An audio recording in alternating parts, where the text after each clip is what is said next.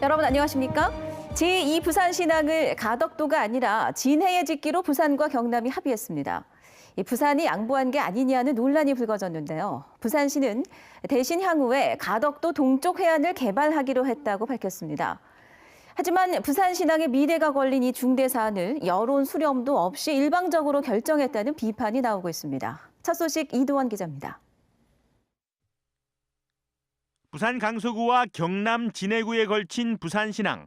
지난 2016년부터 항만 수요 증가와 선박 대형화에 대응하기 위한 제2 부산신항 개발이 추진돼 왔습니다. 해양수산부가 고려한 후보지는 경남 진해 제덕만과 부산 가덕도 동쪽 해안. 이를 두고 경쟁하던 부산시와 경남도는 최근 진해 제덕만에 제2신항을 짓기로 합의했습니다. 예산과 효율성, 항만 수요자 요구에 따른 합의라는 것이 부산시의 입장. 항만 이용자 요구사항이라든지 어떤 기존 아까 말씀드린 기존 부도와의 어떤 연계성이라든지 그런 측면에 볼 때 우리가 계속 집요하게 가덕동을 요구하는 것은 좀 지역 이기주의 측면이 있지 않느냐. 부산의 어떤 경쟁력이라. 그러나 두 도시 간의 합의가 해수부의 결정에 큰 영향을 준다는 점에서 부산 시민의 여론 수렴 과정 없이 결정된 것이라는 지적이 나오고 있습니다. 게다가 진해에 제2신항을 짓게 되면 부산 관할 선석은 16개, 경남은 36개로 경남 관할 선석이 더 많아지게 됩니다. 부산이 가져야 할 지역 경제 일자리든 그런 경제 가치가 송두리째 경남으로 넘어가는 것 같아서 대단히 그 점에서는 유감입니다. 그리고 아쉽게 생각합니다. 부산시는 양보한 것이 아니라 가덕도 동쪽 해안을 이후에 개발하도록 항만 기본 계획에 반영하기로 했기 때문에 진해를 우선 개발하는 것일 뿐이라는 입장입니다. 또 부산 경남 항만공사 설립을 위한 특별법을 제정해 부산항만공사의 규모와 자율성을 높이는 방안도 추진하기로 합의했다고 덧붙였습니다. 하지만 상생이라는 취지에도 불구하고 지역의 여론을 우선적으로 수렴하지 않은 합의에 대해 비판과 논란이 제기되고 있습니다. MBC 뉴스 이두원입니다. 2012년 6월 세계보건기구 산하 국제암연구소는 만장일치로 디젤 배출가스를 성면이나 비소와 같은 1급 발암물질로 지정했습니다. 1950년대부터 90년대까지 디젤 배출가스에 노출됐던 미국 광부 12,000여 명을 조사했는데요. 이 중 562명에게서 암이 발병했고 또 이 중에서 198명이 암으로 숨지는 등 디젤 배출가스가 인체에 치명적이라는 점이 입증됐습니다. 소방안전센터 차고지 모습입니다. 이 디젤 배출가스가 가득한 장소인데요. 전국에서 차고지 시설이 가장 열악한 부산의 한 소방안전센터에 근무했던 소방관 중 무려 5명이 암에 걸렸다는 사실을 이번 취재 결과 확인했습니다. 임선은 기자가 보도합니다. 수영구 망미 119 안전센터입니다. 전국에서 시설이 가장 열악했던 소방안전센터로 지금은 폐쇄됐습니다. 환기시설이 전무했던 차고지 안은 디젤 배출가스로 가득했습니다. 세계보건기구가 디젤 배출가스를 성면과 같은 1급 발암물질로 지정한 2012년 이전 이 사실을 몰랐던 소방관들은 이 차고지에서 화재 현장 출동 이외의 시간을 보냈습니다. 최근 폐암으로 숨진 김영환 소방관도 그중 한 명이었습니다. 그때는 그게 일상적인 생활이었기 때문에 그냥 대수롭지 않게 생각을 했는데 거의 다른 센터도 마찬가지로 환경이 그런 환경이기 때문에 그렇게 심각하게 받아들이지는 않았습니다. 그런데 부산 MBC 취재 결과 이 망미 119 안전센터에서 근무했던 소방관 중 암에 걸린 소방관이 김 소방관 말고도 4명이나 더 있다는 사실이 확인됐습니다. 근무 기간은 최소 4개월에서 3년 3개월. 폐암, 혈관 6종암이 각각 1명, 혈액암은 2명입니다. 부산 소방본부는 암 발병이 소방관의 특수한 근무 환경 때문이란 점을 인정해달라고 정부에 요청합니다. 당시 제출된 문서를 입수해 살펴봤습니다. 차고지 내에서 발암물질, 즉 디젤 배출가스에 노출될 수밖에 없는 소방관의 처우를 암 발병 원인 중 하나로 들었습니다. 소송 끝에 법원은 발병 원인 물질이 있는 작업장에서의 근무 기간 등을 고려해 업무와 질병 사이에 인과관계가 입증된다고 판결했습니다. 유사한 환경에 있는 그 지하철 역무원이나 보일러 기능직 공무원도 다 법원에 가서 공상 인정 사례가 있습니다. 그러니까 법원에 가기 전에 미리 인정이 되어서. 그렇다면 부산시는 차고지 발암물질 문제에 대한 근본적인 대책을 마련한 상태일까? 대답은 아닙니다. MBC 뉴스 임선응입니다. 재개발 반대 집회 현장에서 집회 측 승합차가 갑자기 참가자들을 향해 돌진했습니다. 현장에서 안전관리를 하던 경찰과 참가자 등 모두 24명이 다쳤습니다. 류재민 기자입니다. 사상구 덕포동의 재개발 반대 집회 현장. 집회 참가자와 경찰들이 도로에 쓰러져 아수라장입니다. 사고가 난 건 오늘 오후 3시 50분쯤. 집회 측 승합차가 거리 행진 대열로 갑자기 돌진했습니다. 77살 김모 씨의 다리가 부러지는 등 노인 참가자 3명이 다쳤고 안전관리를 하던 경찰관까지 21명이나 부상을 입었습니다. 대부분 이제 사고하신 분들 한쪽에 앉아 있었고요. 그다음에 119하고 소방대하고 전부 왔었고. 48살 A씨가 승합차를 천천히 몰며 거리 행진에 나선 참가자 200여 명을 따라가던 중이었습니다. 집회 참가자들은 이곳까지 2km 구간을 행진하고 있었는데요. 집회 측 승합차가 갑자기 거리 행진 대열을 덮쳤습니다. 경찰은 운전 미숙으로 인한 사고로 보고 있습니다. 차들이 갔다 서다 하다가 이 아주머니가 브레이크 밟는다 하는데 엑셀레이터를 밟아가지고 쭉 밀어본 거죠.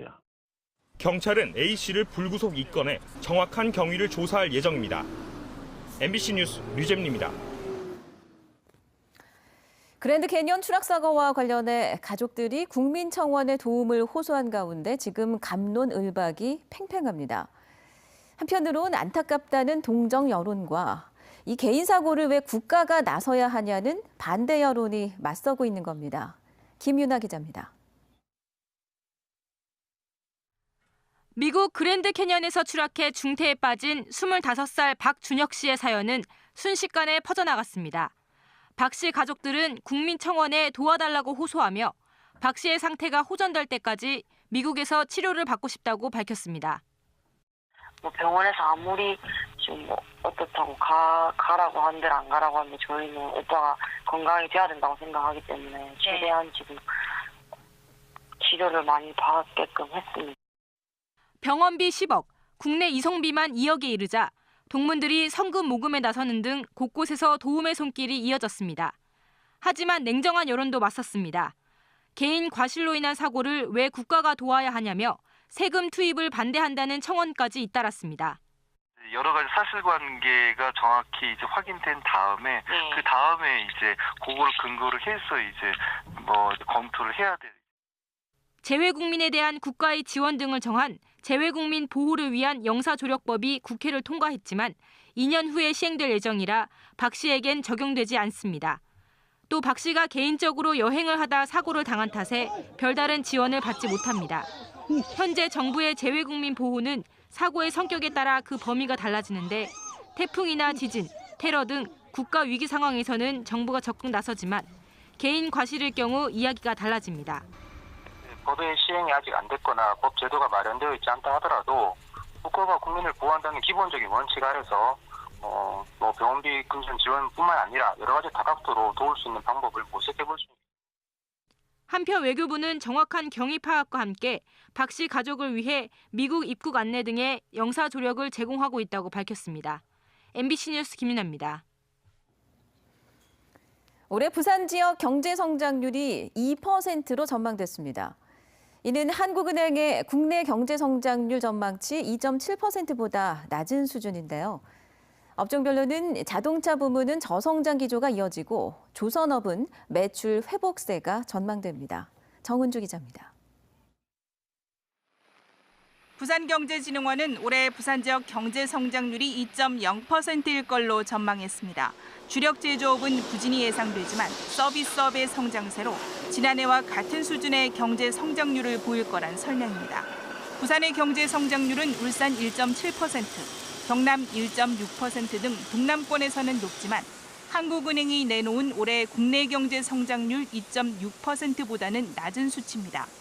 업종별로 보면 지역 자동차 부품업계의 경우 구조적으로 성장성과 수익성이 둔화될 걸로 예측됐습니다. 국내 완성차 업계의 글로벌 시장 점유율과 수익성이 감소세를 보이고 있기 때문입니다.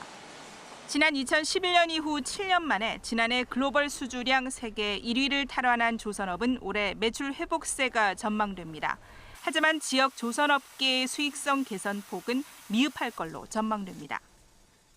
선박 발주 물량이 예전에 비해서 여전히 부족하고 뿐만 아니라 그 조선 가격의 그 상승폭이 예전 같지 못하기 때문에 그 업체의 그 업황 개선에는 좀 더 시간이 걸릴 것으로 이렇게 예측이 되고 있습니다.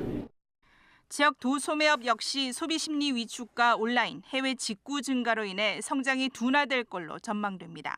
하지만 지역 서비스업 중 보건, 사회복지, 금융, 보험 분야는 점진적으로 개선될 걸로 경제진흥원은 전망했습니다. MBC 뉴스 정은주입니다. 원자력 발전소에서 반경 20km 이내로 설정된 현행 방사선 비상계획구역을 30km로 확대하는 방안이 추진됩니다. 부산시는 원전 사고에 대비한 방사선 비상계획구역을 10km 확대하는 안을 오는 7월 원자력 안전위원회에 제출하기로 하고 주민설명회와 관계기관과의 협의를 진행할 예정입니다.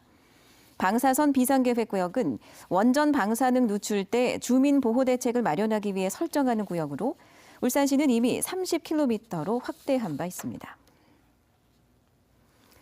경성대 교수들이 교직원 동의 없이 동결된 봉급 인상분을 청구하기 위해 사상 최대 규모의 집단소송에 나섭니다. 경성대에 따르면 현직 교수 101명은 학교가 교직원들의 동의 없이 동결한 봉급 3년치 인상분 190억 원 상당을 청구하기 위해 이번 주 중 법원에 소송을 제기할 예정입니다. 대학 측은 당시 등록금 동결로 재정 상황이 어려워져 부득이하게 임금을 동결할 수밖에 없었다며 재정난 등으로 2년치에 해당하는 120억 원만 지급하겠다는 입장입니다. 부산시 정현민 전 행정부시장이 31년간의 공직 생활을 마치고 퇴임했습니다. 정 전 부시장은 오늘 오후 직원들이 참석한 가운데 시청 국제회의장에서 퇴임식을 갖고 부산을 떠나 중국에서 공부하며 부산을 알리겠다는 소회를 밝혔습니다. 정 전 부시장은 지난 1987년 공직 생활을 시작해 부산시 미래전력본부장과 기획재정관 등을 역임했습니다. 그러면 정 전 부시장의 퇴임 소감을 잠시 들어보시겠습니다. 제가 직접 중국에 가서 현장에서 부산의 발전을 위한 고민을 하겠습니다. 항상 부산에 계신 분들하고 늘 같이 아이디어를 공유하고 정책을 논의하는 떠나서도 항상 부산의 사랑하는 사람으로 남겠습니다. 부산 지역 홈플러스 9개 매장 노조가 파업에 들어갔습니다. 마트 산업노조 홈플러스 지부 부산본부는 오늘 오후 센텀시티점 앞에서 조합원 400여 명이 참여하는 결의대회를 열고 자정까지 8시간 파업을 이어가고 있습니다. 노조는 사측이 상여금을 깎아 최저임금 인상분을 메우는 꼼수를 쓴다며 임금 인상 정상화를 요구하고 있습니다.